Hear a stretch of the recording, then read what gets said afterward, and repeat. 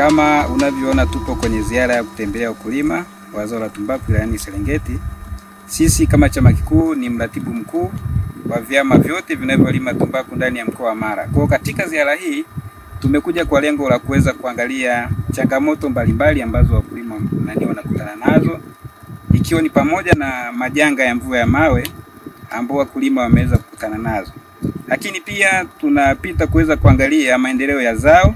Baada ya kuwa chama kikuu tumefanya zoezi la usambazaji wa pembejeo za tumbaku. Kwa hiyo tunakuja kuangalia performance iliyotokana na matumizi sahihi ya pembejeo hizo. Tumeona mafanikio mengi baada ya ziara hii. Mabenki wameenda kuweka hela, CRDB wameenda kuweka hela za mkopo na benki ya Azania tayari wameenda kufanya tathmini kwa ajili ya majanga yaliyotokea. Kwa hiyo ni ziara ambayo tunaona imekuwa na manufaa makubwa. Pia tunashauri wakulima wao uvumilivu katika majanga yanapotokea, wakijua kwamba huduma zipo. Tunashirikiana serikali pamoja na halmashauri na mabenki na chama kikuu wa MAKU kwa ajili ya kutatua changamoto za wakulima. Ni masuala ambayo yanahitaji ushirikiano. Kutokana na zao la tobako lilivyo, lazima kwanza tuangalie mkulima amepata hasara ya kiasi gani mvua ya mawe inapotokea, lakini je, mazao yake ameyapata kama inavyostahili ama la. Ndio maana unaona kuna muda kidogo ambao unatumika kujua je, mkulima amepata hasara baada ya kuvuna. Kwa hiyo malipo yanatarajia na hasara ambazo amepata baada ya kuvuna. Hiyo kidogo tunatoa semina kwa watu wetu wa benki, wawaelimishe wakuu wa AMCOS kwamba mkulima akipata tu ajali ya mvua ya mawe, kwanza kabisa anatakiwa ripoti kwenye kituo chake cha benki alipopatia mkopo, then benki watafahamisha sisi kwa ajili ya kuja kukagua.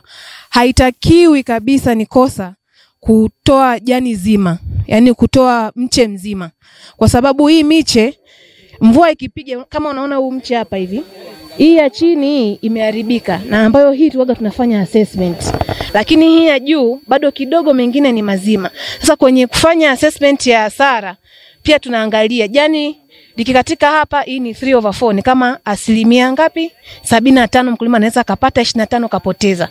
Kama jani hili hapa, ina maana yote hapa amepata hasara. Na majani ya tobako yanakuwa kuanzia 24 kuendelea. Kwa hiyo mkulima akipata hasara ya mvua ya mawe hatakiwi kung'oa. Sasa sisi tunakuja kutoa taarifa benki, then watu wa bima watapata hiyo taarifa kwa ajili ya kufanya ukaguzi. Hii kazi ina safari ndefu, tumeianza salama na tunataka tuimalize salama. Sisi nafikiri mnaona hili ni shamba la tumbaku. Mnaona mvua kidogo ilitaka kuleta shida, ile baadaye mvua imenyesha, mnaona shamba lilivyo liko vizuri. Ila sisi tuna changamoto zetu kidogo. Changamoto tulizonazo ni kwa sababu ya mfano, ukijaribu kuangalia mkulima kama huyu ni mtu ambaye alikuwa anategemea kujenga zaidi ya mabani 6 au mabani 7, kwa sababu ni shamba la ekari 4 na point. Lakini mpaka sasa hivi hana bani hata moja. Sasa sisi tunachokiomba, tunaomba myashughulikie mabenki jamani, atusaidie kutuwekea kwa muda mwafaka. Tuwasaidieni hao wakulima ili na wenyewe wajikomboe, ngarau wakomboe zetu tumbaku. Kitu cha pili, sisi tunaishukuru halmashauri ya wilaya yetu ya Serengeti kupitia afisa kilimo wilaya. Tumshukuru mrajisi wa vyama vya shirika mkoa, maana msimu huu alituaisha kutupa ukomo wetu wa madeni sana. Mfano mimi nipata ukomo wangu wa madeni mwanzoni mwezi wa 5 na nikaupeleka benki. Ninyi mmepata tofauti majanga ya ukame.